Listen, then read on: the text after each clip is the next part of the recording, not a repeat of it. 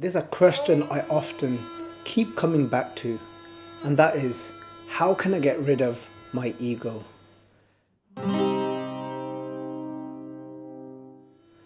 Guru Nanak Dev Ji tells us, to get rid of your ego, you have to go through Gur Prasad. Through Gur Prasad, can we shed away those layers of ego that we have built over this lifetime, not just this lifetime, but over lifetimes. So what is Gur Prasad?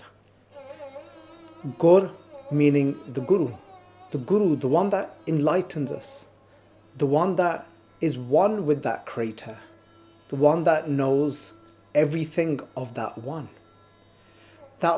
that takes away the ignorance that we have created, that false sense of identities that we have built, the one that shines a torch on those false identities. That is the Guru. Because often we don't even realize that we have created these false identities.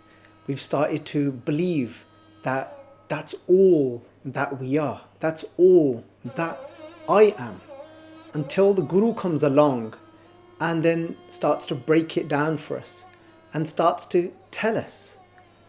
So, Gur Prasad, and then Prasad. Prasad can be translated to Kirpa.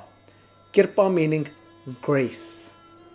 So through the Guru's grace, can we start to get rid of the multiple layers of ego that we have created that is now separating us from that one, from realizing our truth. Just like Guru Amar Das Ji tells us, they say that Mool Pachana hai, Ta Shaho Jana hai. You can only know God when you know your very origin. Moola Pachana, when you recognize your own origin, then can you know that one, then can you know that creator. Let's look at it like this. When you look through a certain type of glasses and those lenses are shaded, you start to see the whole world from that lens. You start to see the whole world be shaded. And in that same way, the only way to see God is through the soul, through the eyes of the soul.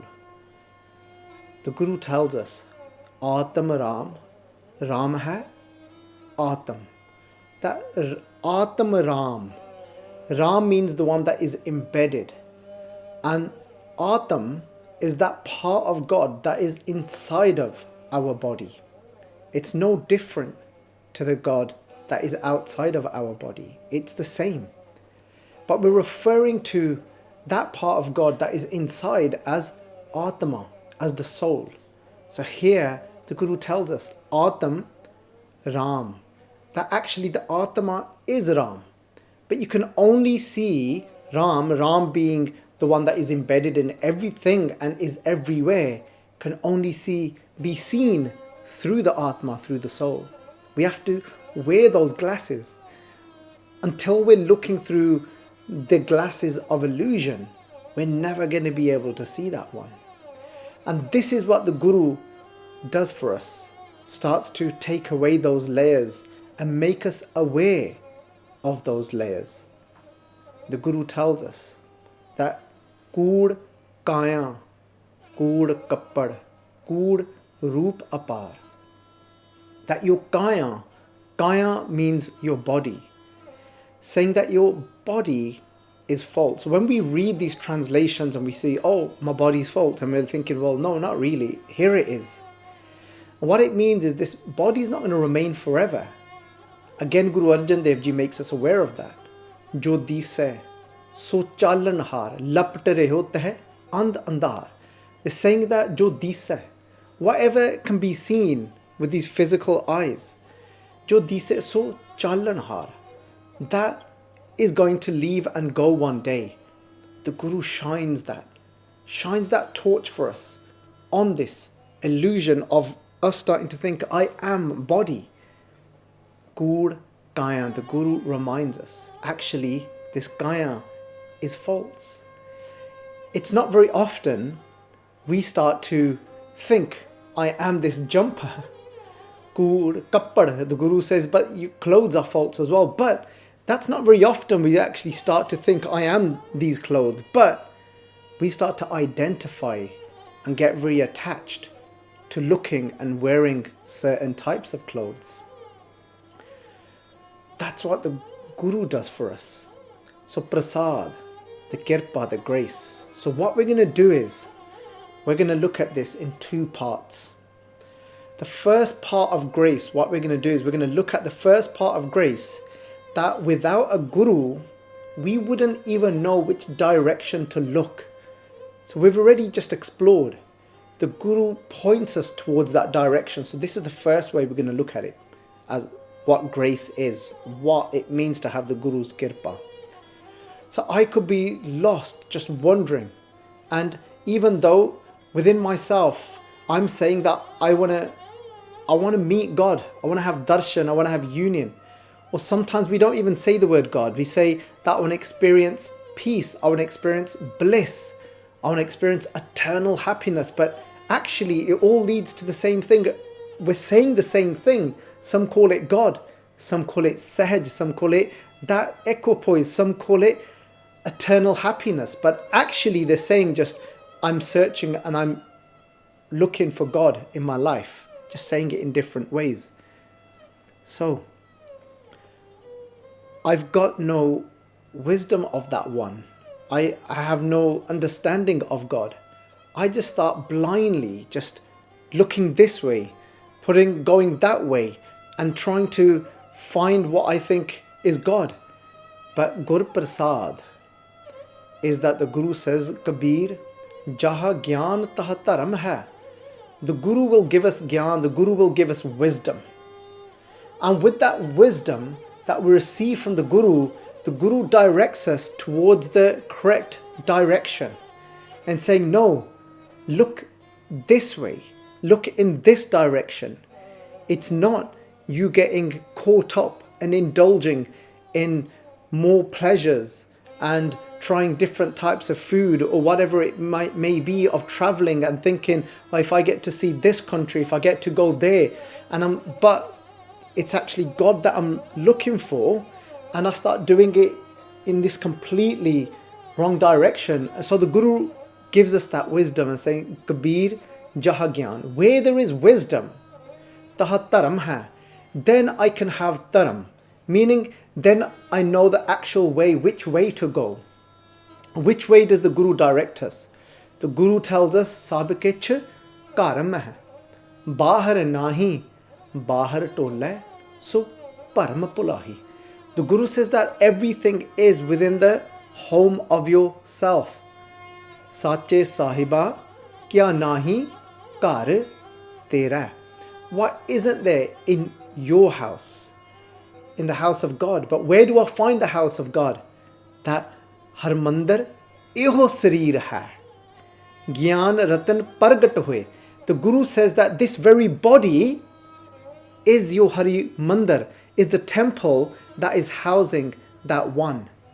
This temple is housing our mind, our memory from lifetimes. But within that mind is also that Jyot, that one. So the Guru takes us wandering around, trying to look this way, trying to look that way. Deh des par mein. The Guru says that that these 10 directions you're going, you're lost. You're going that way, and the Guru says, here, come here. So the Guru gives us Gyan to say, look inside.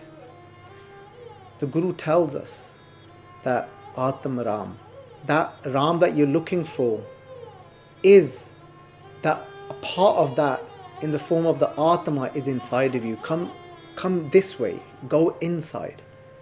Sab ke chakar mein.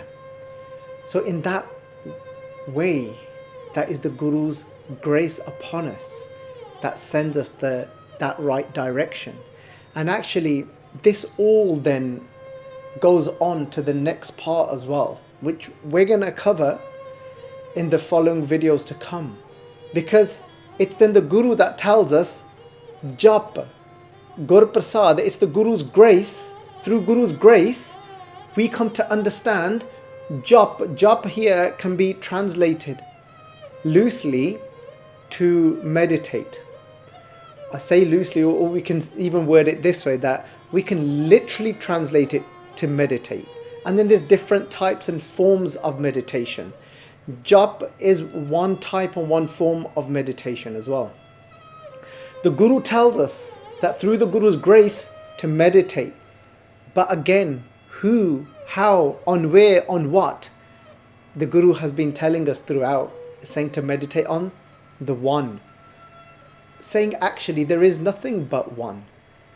The Guru tells us that one that you're going to be meditating on is the Karta, is the doer, is Nirpau, is fearless, is Nirvair, doesn't oppose anything, doesn't have any enmity, is Akal, is timeless. This is who you are going to now find inside of you, and this is who you're going to be meditating upon. You're not going to be meditating on what's false, which is your body, which is your memory and your mind, what you've been identifying with. But the Gur, Kirpa, the grace of the Guru directs me towards that direction. The Guru tells me that, how do I know? What are the signs that I look out for if I know I'm actually meditating on the right thing? That I'm actually starting to meditate on that one. I'm getting closer to that one. How do I even know that? Then the Guru tells us that. Gur kirpa jeh narko kinni te eh jugat pachani.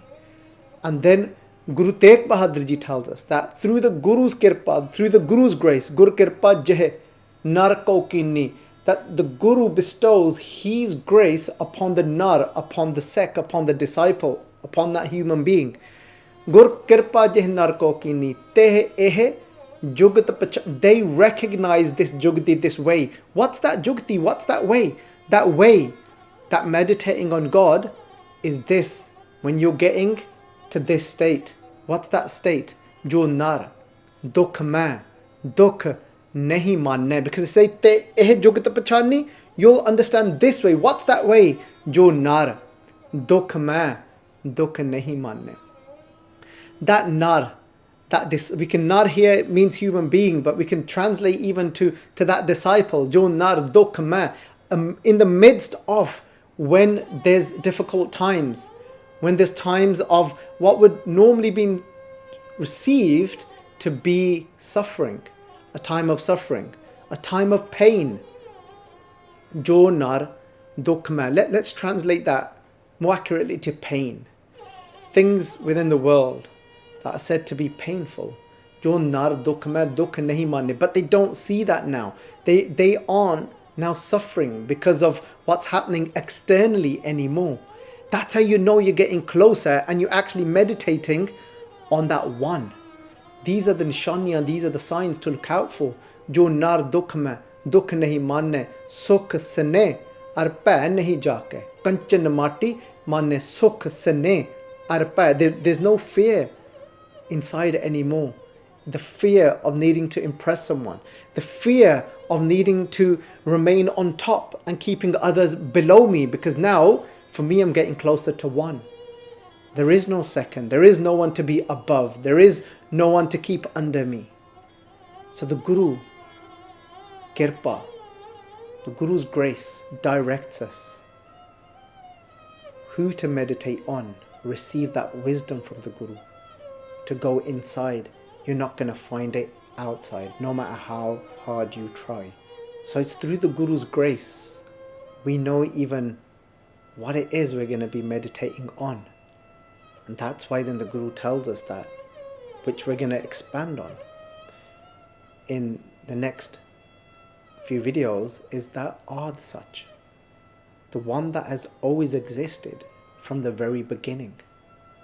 Because I could have ended up meditating and focusing on something that isn't Ad Sach, that actually is bound to time. And I end up meditating and worshipping this body or another body. So in that way, that's how the Guru's grace works. Now let's look at the second part of grace. The Guru is getting us into position, getting us into position that so we are faced like a bowl the right way round to be able to receive the rain of God's grace flow through us. Let's take an example. We sit down and we can try and be stubborn-minded, and we can say to God, I'm going to do this, I'm going to cross my legs, and I'm going to close my eyes, and within all of that, you should be standing there for me.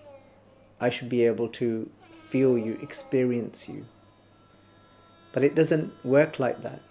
The Guru has told us clearly, Man hat kine na payo, that no one has had union with that one, experienced that one through stubborn-mindedness, because of saying and ordering and saying, well, I'm going to do this, then I should have you. Man hat kine na payo.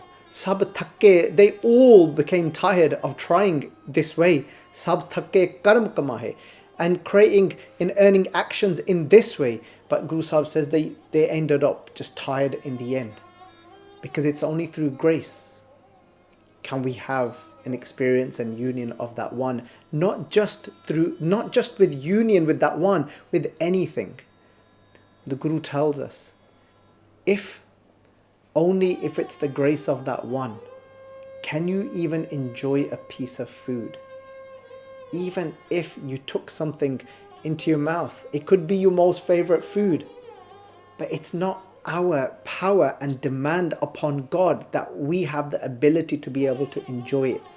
Only when everything is positioned right, we will just naturally flow and enjoy that. Jeh prasad, rang, ras, bhog. Bhog, to enjoy something, can only come from Jai Prasad, the grace of that one. When there's this just surrender to let go. You're trying to understand and make sense of something. You're trying so hard and you're saying, I will get it, and if I do it this way. And then there's that manhat, there's that stubborn-mindedness trying, and then there's this sense of surrender. You just fall into that correct position and the grace flows and bang, you've got it. You just understand it. And this is what grace is. There's this level of just letting go and surrendering, and then we'll fall into jap, we'll fall into meditation, where we start to experience Ad Sat, the one that has always existed, that is inside of me. That is Bi, that is now inside of me, that is what I have actually always been. Not these false layers and identities that I had created. The Guru helped me to realize which direction to go, and then the Guru helped me position me into place.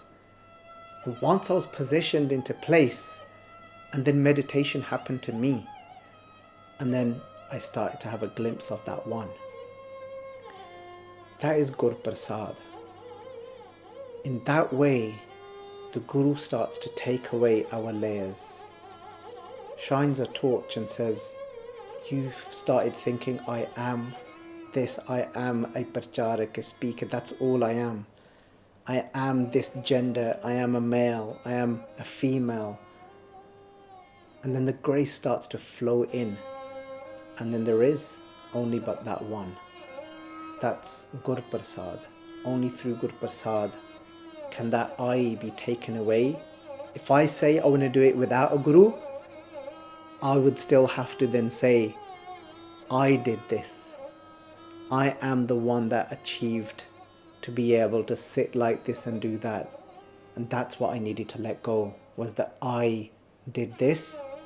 When we've got a Guru, we can say, here you go. Here's my I, and you tell me.